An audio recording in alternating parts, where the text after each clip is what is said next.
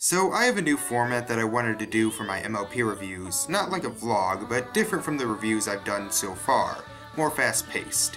I'll try and get a couple of those done before the next season starts, but if you remember back, I did originally plan to do my favorite episodes from each season, but some problems came up and I just decided to do regular episode reviews. But why should that mean I can't talk about my all-time favorite episodes? So, here it is, my top 20 favorite episodes of My Little Pony: Friendship is Magic. Number 20. Party of One. Why do we love crazy? I don't know, but it seems to work every time. It completely distracts us from the fact that the party pony of Ponyville completely forgot her own birthday. But who can focus on that when we have an episode that is so funny and yet still completely terrifying? Also, if Gummy's favorite type of punches is bathwater, does that make him a cannibal?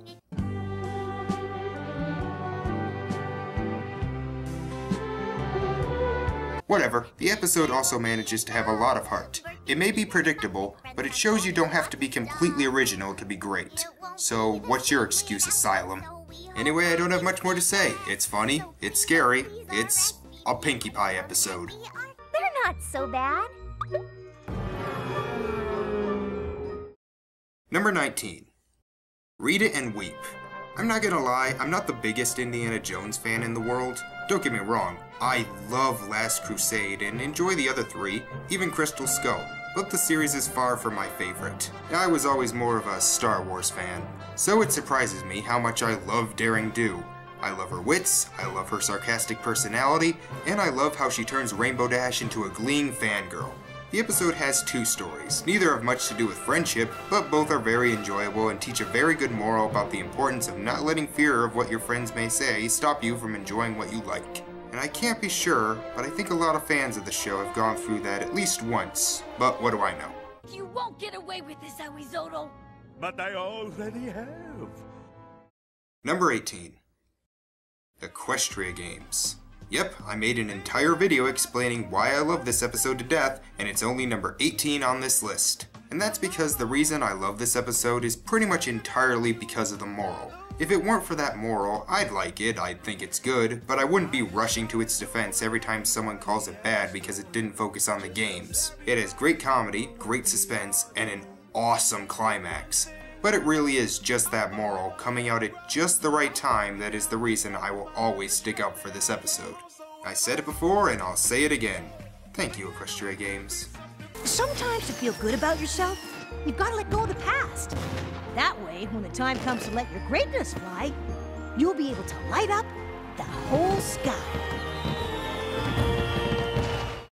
Number 17. Lesson 0. Hey, more of that craziness. Okay, I'm not gonna lie, this episode gets on the list for mostly one scene. But besides that, the episode is funny.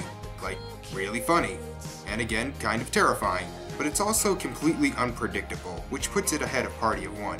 And it also fixes one of the major problems with Season 1, allowing all the characters to write letters to the princess so Twilight doesn't have to be shoehorned into the plot. That's why there aren't many Season 1 episodes on this list, by the way. She even comes with her own notebook and quill for when you want to pretend she's doing her homework. Number 16. Rarity Takes Manhattan. Alright, Dave Polsky, I don't know what happened to you in the last year, but please keep it up. This episode happened to me.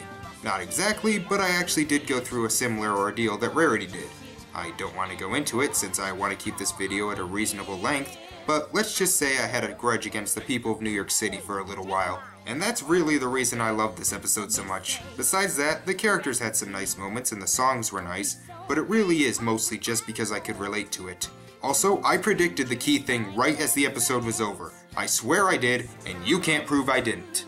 Oh, why look! There's our friend Rarity going down in flames! Isn't friendship magic? Number 15.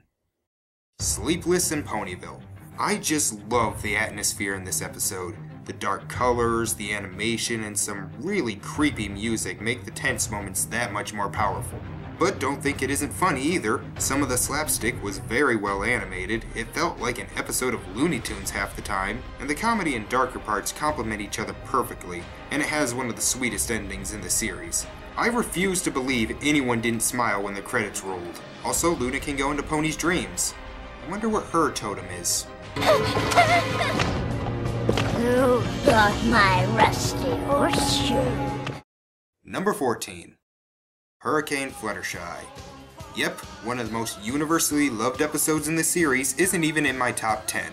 Spoiler alert, Suited for Success isn't on the list at all. Now don't get me wrong, I love this episode. I think this is the episode that everyone should see, even if you aren't a fan of the show, because it has a moral that everyone should learn. And that is that even your small little contribution can make a big difference. Not all the time, but it never hurts to try. This has probably some of the sweetest moments in the series. The finale is incredibly suspenseful, and it has one of the most relatable conflicts you could probably see in a kids show. So while it may not have cracked my top 10, I can definitely see why a lot of people call it one of the best. It's not like I can disagree. You too, Fluttershy. Come on, let's go. Number 13. Magic Duel. This episode is funny, suspenseful, and extremely cathartic. But the reason it lands so high is because the ending completely surprised me. Maybe I'm just an idiot, but I had no idea how this episode was gonna end, and when the climax was happening, I was just as confused as Trixie. So yeah, unpredictability is great, but seeing Snips and Snails be tortured is a major plus. See, it's not that hard, Ghostbusters. Every other episode seems to get it right. Why couldn't you? Me and you, a magic duel. Winner stays, loser leaves Ponyville forever! Number 12. The best night ever. How do you know when you like the characters in a TV show when you almost can't watch an episode because it spends half the time showing them in misery? If the ending to this episode wasn't so perfect in how it conveyed its moral, then it would probably have fallen flat, and that would have been a shame since everything else was so good. Fluttershy goes crazy, which as we've seen already is always a plus. The main song is absolutely outstanding, featuring several different instrumentations that fit the personality of the character singing, and the Pony Pokey was awesome, and it just leaves you with a good feeling at the end. Perfect way to end the first season, and probably the only season finale that didn't get any backlash. But that doesn't mean it's my favorite.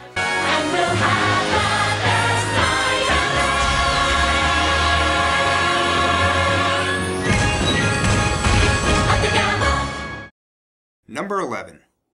The Last Roundup. The most underrated episode of Season 2. I loved this episode when I first saw it, and to this day can't understand why so many people dislike it. It seems to be because Applejack lied. Well, first of all, she didn't. She said she would send money, and she planned on sending money.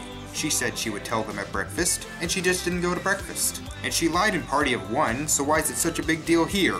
Besides that, I honestly had no idea why Applejack didn't want to come home. Maybe I'm an idiot. Fluttershy's line at the end is so sweet it would kill you and then bring you back to life with the power of cuteness. And it's also home to one of the funniest moments in the entire series. Birdie catching squirrel, okay? Number 10. Testing, testing, 1, 2, 3. This episode is hilarious. From Pinky's rap, to Rainbow on the Stool, to Fluttershy's play, I was constantly laughing in this episode. The moral doesn't really have much to do with friendship, but it's a great moral. I've heard some people say that it makes Rainbow Dash look like an idiot, to which I say, are you kidding? This episode couldn't make her look less like an idiot. How do I know? Because this is basically what I'm like in school. I can't tell you one sentence from any of the textbooks I've read in the past 3 months. But I guess that just makes me some kind of moron, doesn't it? The moral of this episode is fantastic. In fact, it was basically the moral from the Lizzie McGuire episode Facts of Life done right. But even if you don't like the moral, come on. Pinky rapping? That's amazing. Wonderbook, yeah! Wonderbook, Wonderbook, yeah! Wonderbook, That is my rapping history of the Wonderbook. Number 9. The Cutie Mark Chronicles. I think Pinky can sum this episode up. This episode is just cute. I want to eat it. It's just that adorable. I gotta give major props to the voice actors who just knocked it out of the park, being able to do the characters when they were fillies, and I just love stories that are all connected. Yeah, it was pretty predictable. As soon as I saw the Rainbow and Applejack story, I knew exactly where it was going, but man, it's just so cute. It's so adorable. Also, that ending is right on the edge between delightfully cheesy and incredibly obnoxious, but manages to make me smile every time. If you're feeling lonely and you're still searching for your true friends, just look up in the sky. Who knows? Maybe you and your future best friends are all looking at the same rainbow. Number 8. A Canterlot Wedding. This episode has gotten a lot of backlash since its premiere, and to be honest, I don't care. I love a Canterlot Wedding. Everyone loves a Canterlot Wedding. People may say they don't love a Canterlot Wedding, but everyone loves a Canterlot Wedding. Alright, joking aside, people have given legitimate reasons as to why they don't like this episode. They just don't bother me. Let's just say that every problem ever brought up with this episode is true, from Chrysalis's plan to the fact that Twilight now has a brother we never knew about. For every problem this episode has, it has at least 3 good things. The action is thrilling, the dialogue is funny, the songs are catchy, and it just leaves you with a great satisfaction when it's over. And you know, I like Shining Armor and Cadence. They may not be the most complex characters, but they're nice, and what's wrong with that?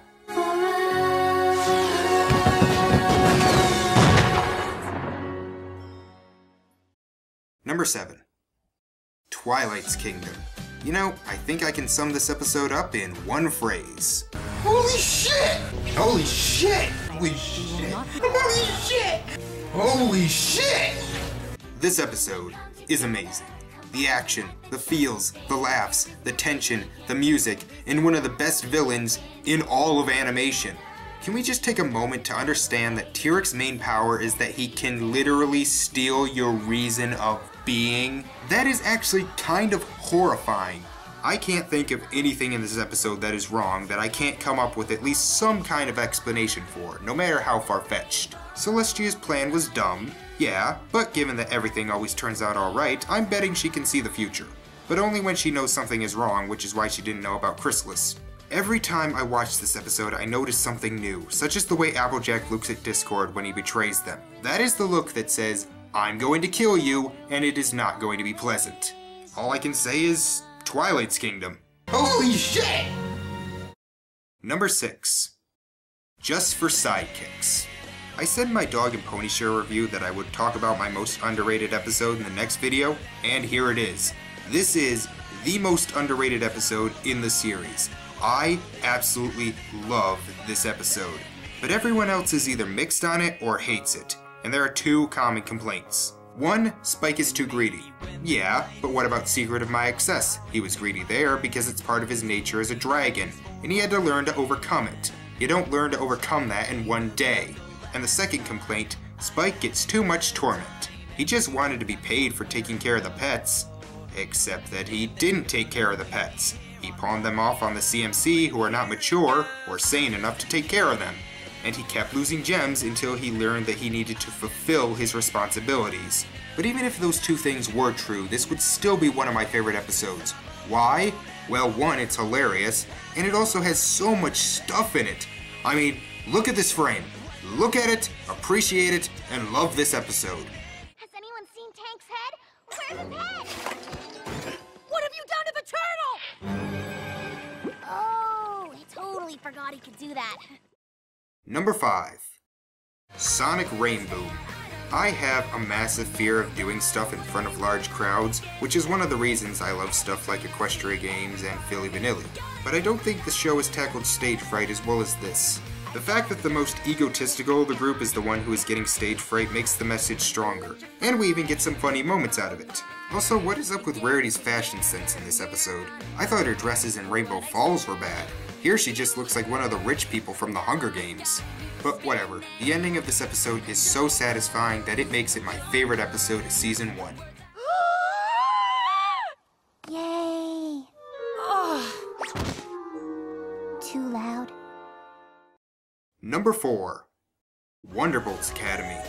My favorite episode of Season 3, this episode feels like a serious apology by Meriwether Williams for Meridowell. And after rewatching that episode, I don't think she had to apologize. But if we got this episode out of it, I'm not complaining.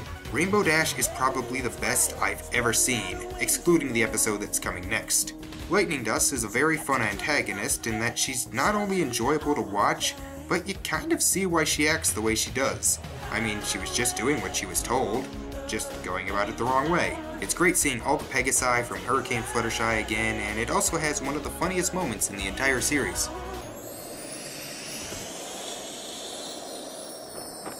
It's a twister! Number 3. Flight to the Finish. Alright. Really good episode. Oh, pass Norty. This episode isn't really good. This episode is outstanding. I said Rainbow was at her second best in Wonderbolt's Academy. Here is her at her best. The message and subject matter about dealing with disabilities is probably the most adult this show has gotten, and leads to one of the most heartwarming moments in all of animation. Okay, maybe that's a bit of a stretch, but it's still really good. Also, catchy song, funny professionalism, and really cathartic. When the only thing wrong with an episode is that the conflict doesn't start till halfway through, then you know you have a great episode on your hands. Or maybe get under their wings. You are a terrible Girl, fucking you just wanted to character. say you're Number 2. Sisterhood Social. My favorite episode of Season 2, and for a while my favorite episode of the show, and the funny thing is, it probably shouldn't be. It's only mildly funny, the ending is incredibly predictable, and the conflict is nothing we haven't seen before. But it just does what it sets out to do so well that it becomes amazing. The sibling dynamic between Rarity and Sweetie is some of the best I've seen. It shows how you need to compromise in order for them to work together, and the scene where Rarity finds Sweetie's drawing is the most sweet, heartwarming moment in the series. It makes my heart ache every time I see it. I absolutely love this episode. So, what could beat it? As if you couldn't already guess. You did this for me? Us. I did it for us. Number 1. Alright, you all know it's coming. Number 1 is Pinkie Pride. This episode is perfect. I literally cannot find one thing to complain about in this thing. It's hilarious, the moral is great and relatable, the characters are all on top form, the animation is beautiful, and every single song was great. With a lot of variety too, from sad and somber with Pinkie's Lament, to upbeat pop with Make-A-Wish, to over-the-top zany with the Goof Off. And one thing I didn't notice till after I had watched this episode was that Pinkie was technically in the wrong. That takes talent. There are adult movies that try to put people in the right and they get it wrong. Weird Al is amazing as Cheese Sandwich, and God, this episode was just amazing. It was funny, dramatic, heartwarming, fun, exciting. It had everything I could want, and I absolutely love it. For I am Pinkie, the bestest party pony around.